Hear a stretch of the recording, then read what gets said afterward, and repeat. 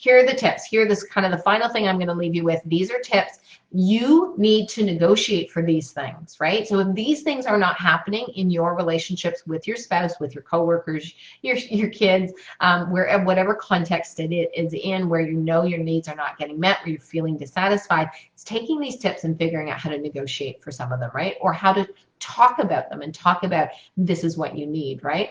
And the flip is, if you are in a relationship with a visionary, an INTJ, or an INFJ, these are some things that you can do that will really make and provide for a more productive relationship with that individual. As I said, if you look at the example with my son, it was about me shifting my behavior in really simple ways that actually eliminated the conflict, the emotionality, the temper tantrums, all of those sorts of things. As long as I stayed present and attuned to what he needed, we had a fantastic relationship as a mother and son, and it kept that conflict out of that relationship. Whereas if I hadn't known it, it would have been very easy for us to constantly be clashing. Okay, so some tips: allow them to ask lots of questions and do not personalize their questions. I see this happen all the time, right? When we've got people with this style, the INTJ and the INFJ, they go into question mode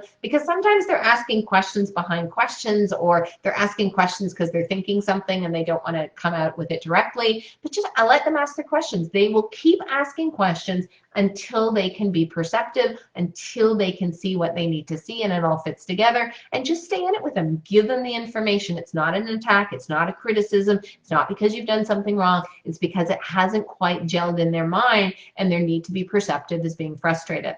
And when you're asking them for details, don't take their frustration at giving out that kind of information personally. Right?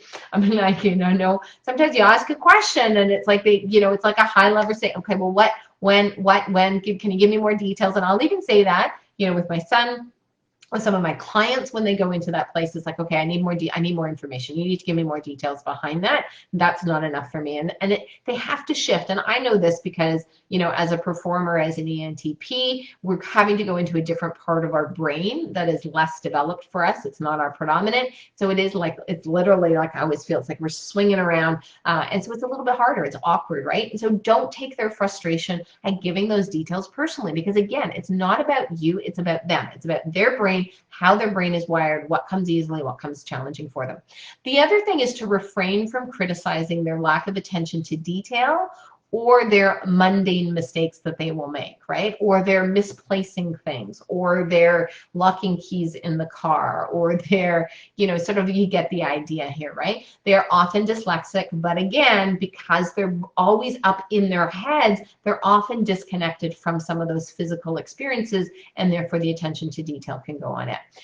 Don't shy away when they're being argumentative, okay? They're trying to get an issue out in the open when they've gone into that place. Stay with it. Be curious. Understand where they're coming from. Try and find out what's really going on. We'll say things like, what are you afraid of? And, what's behind that? Or what do you see happening? Or, sort of what is it that you're seeing in here? Help me understand that so we can actually problem solve the issue. And last but not least, allow them to help you to come up with solutions. They need to be valued. They need to be heard. They need their insights to be valued and appreciated. And when they are not asked for that insight, when they're not given the opportunity, that's really frustrating for them. If you're always imposing things on them, it doesn't give them that opportunity, and you miss out on the incredibly valuable insights that this style can offer you.